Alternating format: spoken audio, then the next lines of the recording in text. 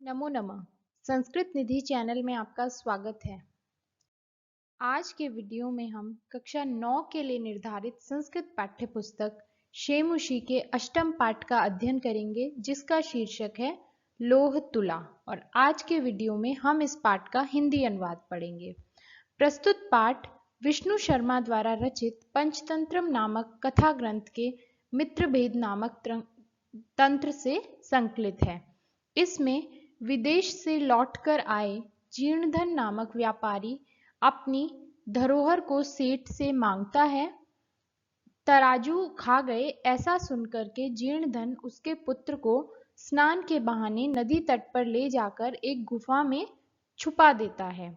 सेठ द्वारा जब अपने पुत्र के विषय में पूछा जाता है तो जीर्णधन कहता है कि पुत्र को बाज ने उठा लिया है। इस प्रकार विवाद करते हुए दोनों न्यायालय पहुंचते हैं, जहां धर्माधिकारी द्वारा उन्हें समुचित न्याय प्रदान किया जाता है। तो आज के वीडियो में हम इस पाठ का हिंदी अनुवाद देखेंगे। तो देखते हैं इसका हिंदी अनुवाद। आसीत् कस्मिंश्चित् अधिष्ठाने जीर्णधनो नाम वणिक पुत्रः।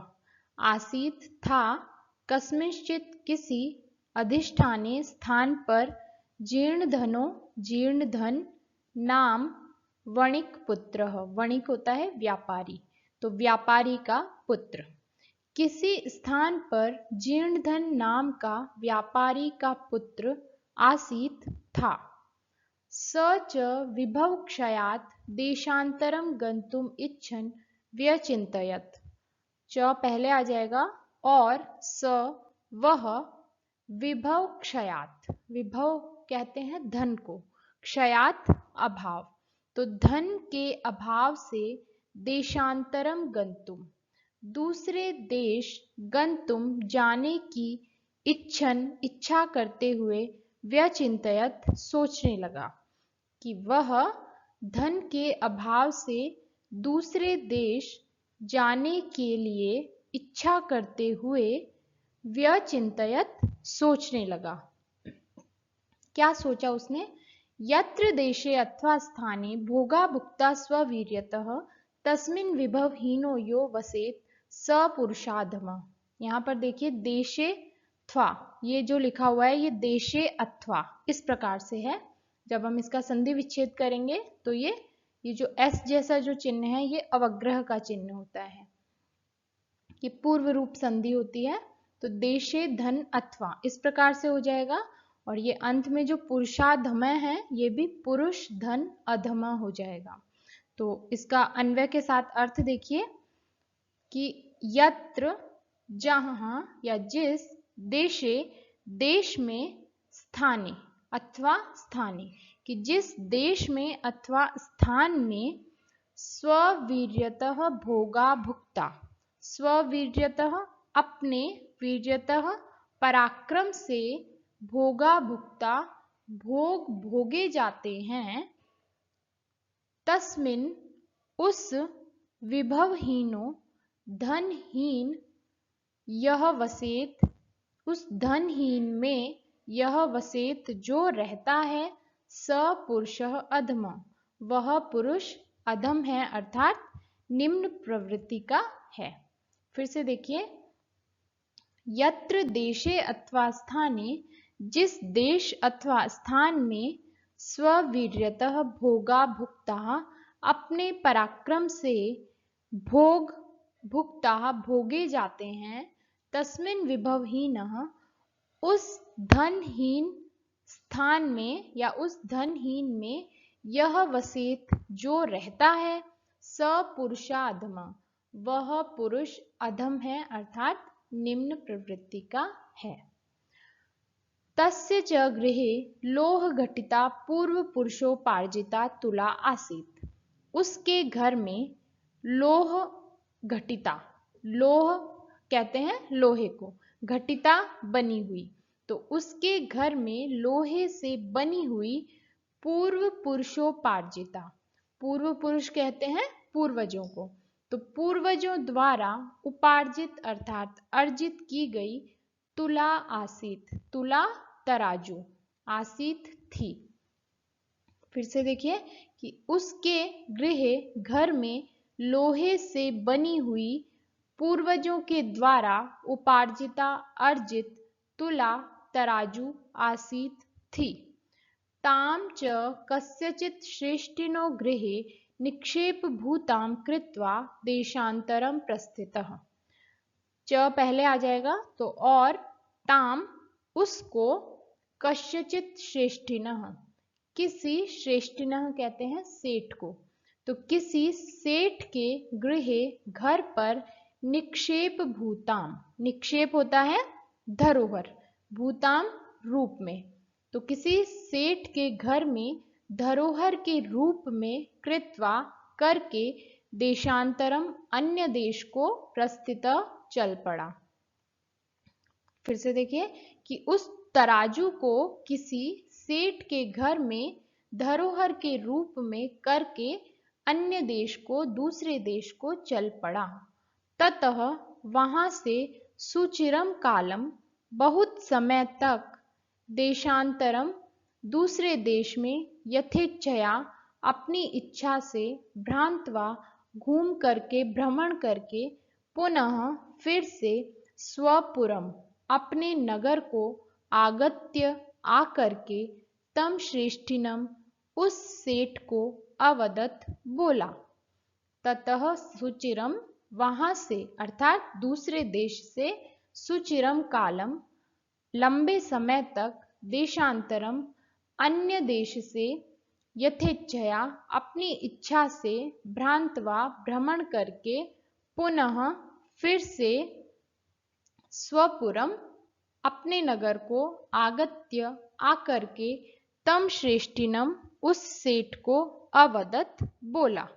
अब वो उस देश से उसके पश्चात वहां से वापस अपने नगर को आ गया और सेठ के पास जाकर बोला, भो श्रेष्ठिन दीयताम में सा निक्षेप तुला, कि भो श्रेष्ठिन हे सेठ दीयताम दीजिए में मेरी सा वह निक्षेप तुला, निक्षेप धरोहर रूपी तुला तराजू, कि हे सेठ मेरी वह धरोहर रूपी तुला दीयताम दे दीजिए।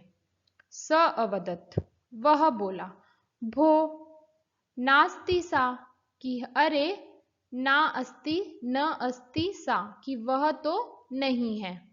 त्वदीया तुला मूषकै भक्षिता, त्वदीया अर्थात तुम्हारी तुला तराजू मूषकै मूषकों के द्वारा भक्षिता खा ली गई है, इति इस प्रकार से।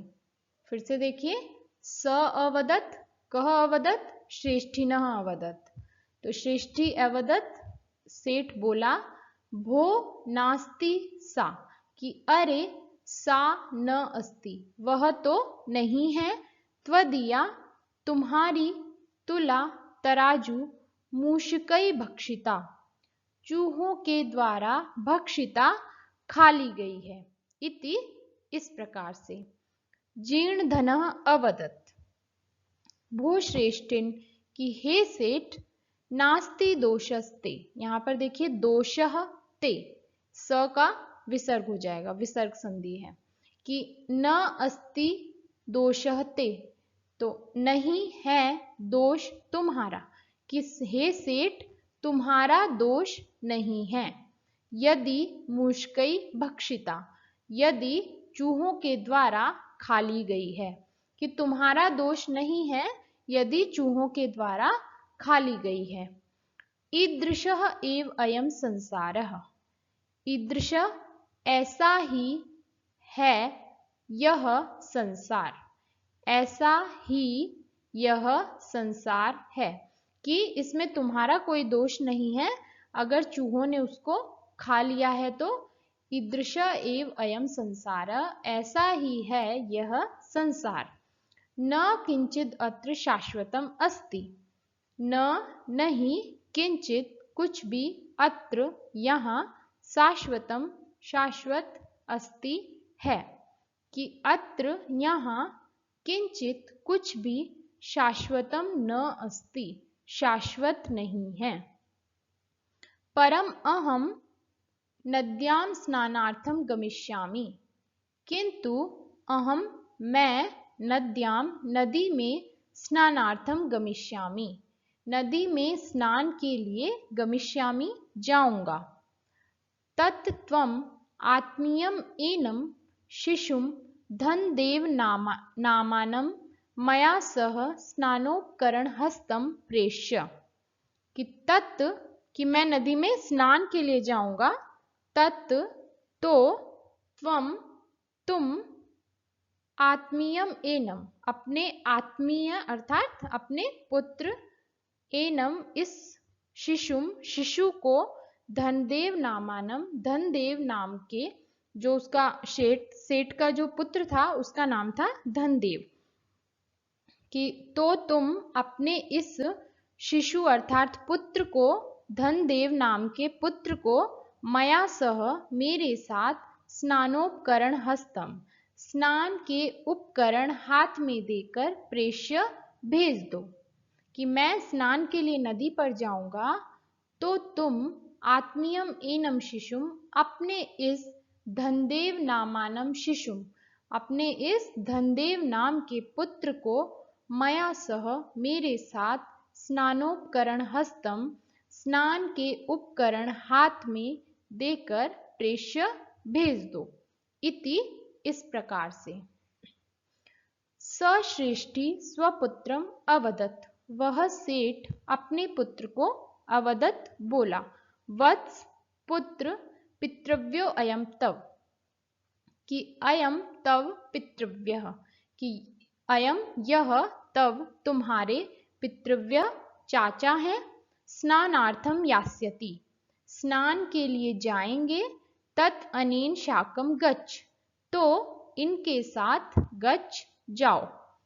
कि तत् अनेन शाकम गच्छ, फिर से देखिए कि वह सेठ अपने पुत्र को बोला कि वत्स अर्थात पुत्र, अयम तव पितृव्यः यह तुम्हारे पिता हैं, स्नानार्थम यास्यति स्नान के लिए जाएंगे, तत् तो अनेन साकम गच्छ इनके साथ जाओ। इति इस प्रकार से। अथ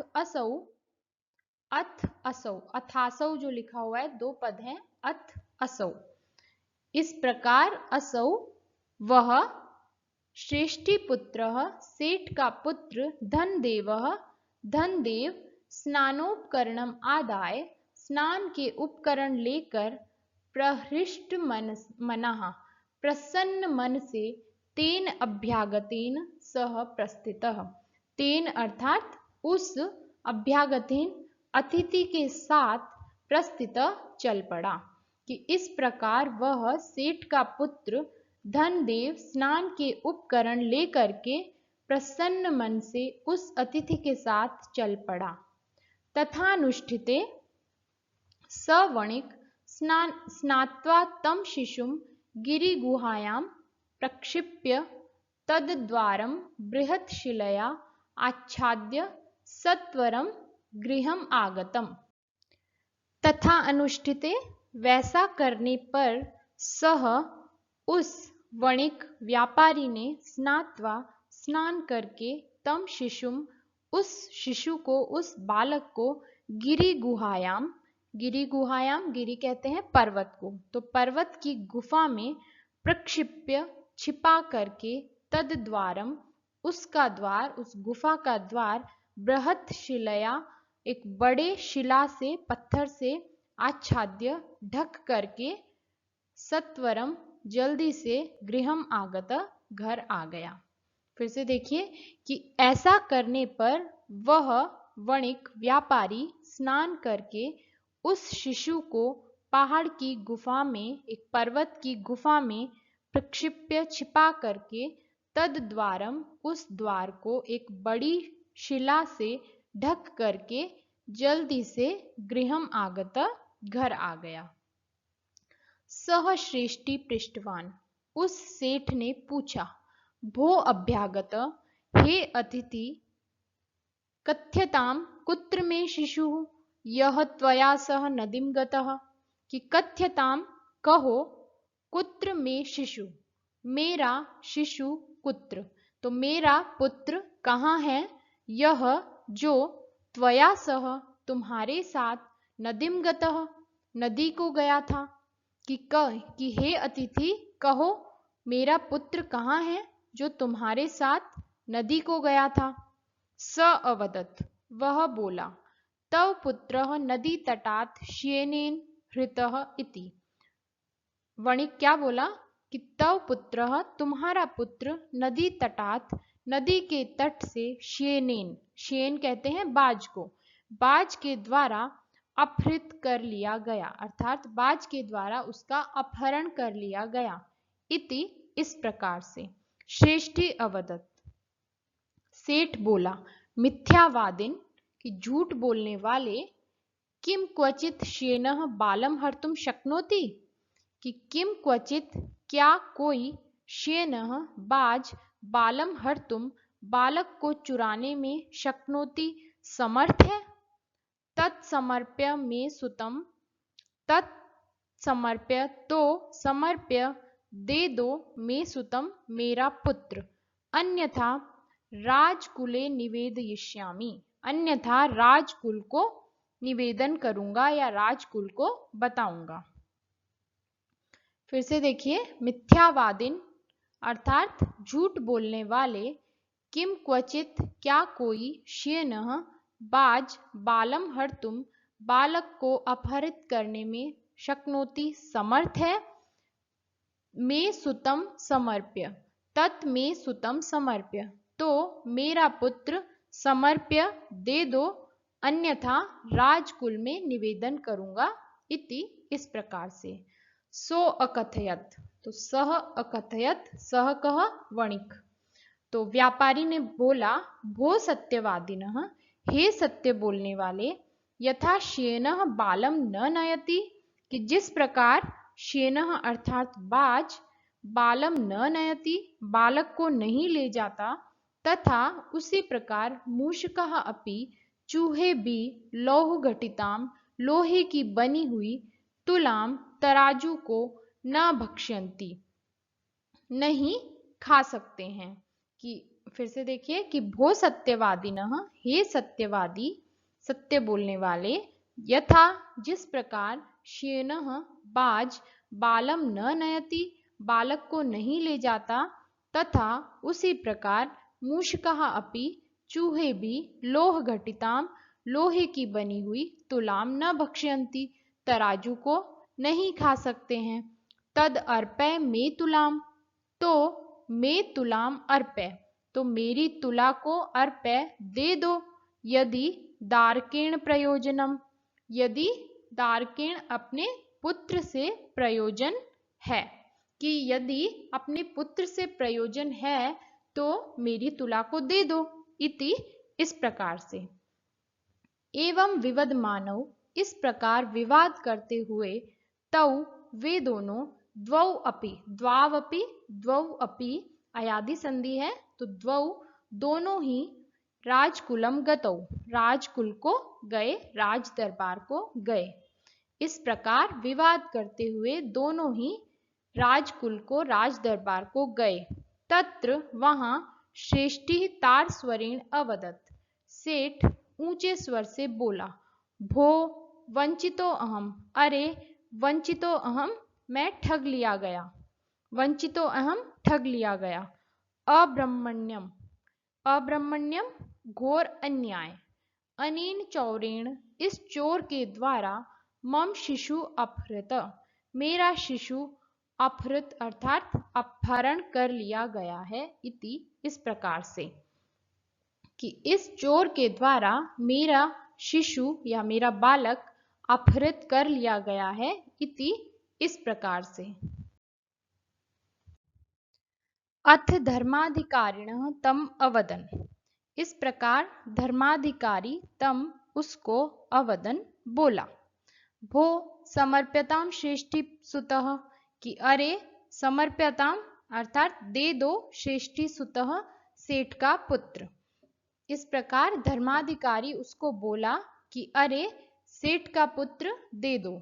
स अवदत् वह बोला, किम करोमि मैं क्या करूं, पश्यतः में नदी तटात् शेनेन शिशु अपहृत में पश्यत, मेरे पश्यत देखते हुए ही नदी तटात् नदी के तट से शेनेन बाज के द्वारा शिशु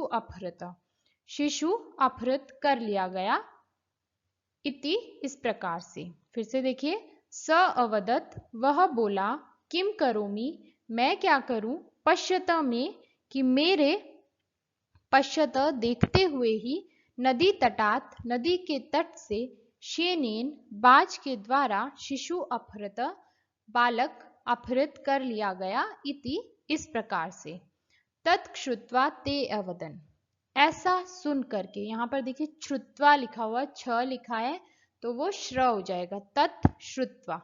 तो तत्श्रुत्वा ऐसा सुन करके, ते अवदन वे बोले, भो अरे भवता सत्यम ना भीतम, कि आपके द्वारा सत्य नहीं कहा गया, किम क्या शेनः बाज शिशुम हर्तुम समर्थो भवति, क्या बाज बालक को हरण करने में समर्थ है, भवता आपके द्वारा सत्यम नाभिहितम सत्य नहीं कहा गया है, किम क्या शेनः बाज शिशुम हर्तुम समर्थः भवति, बालक को हरण करने में समर्थ होता है।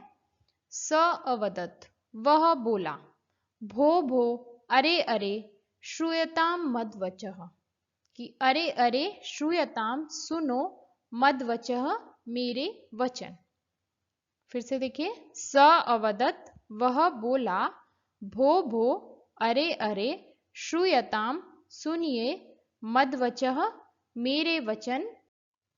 तुलाम लोह सहस्रस्य यत्र खादन्ति मूषका, राजन तत्र हरेच्छेनो बालकम नात्र संशयः, कि हे राजन, ये जो राजन तत्र है उसमें राजन पहले आ जाएगा, कि राजन हे राजन, यत्र लोह सहस्रस्य तुलाम मूषकाः खादन्ति, कि हे राजन यत्र जहां लोह सहस्रस्य तुलाम 1000 लोहे वाली तुलाम तराजू को मूषकाः खादन्ति चूहे खा जाते हैं, तत्र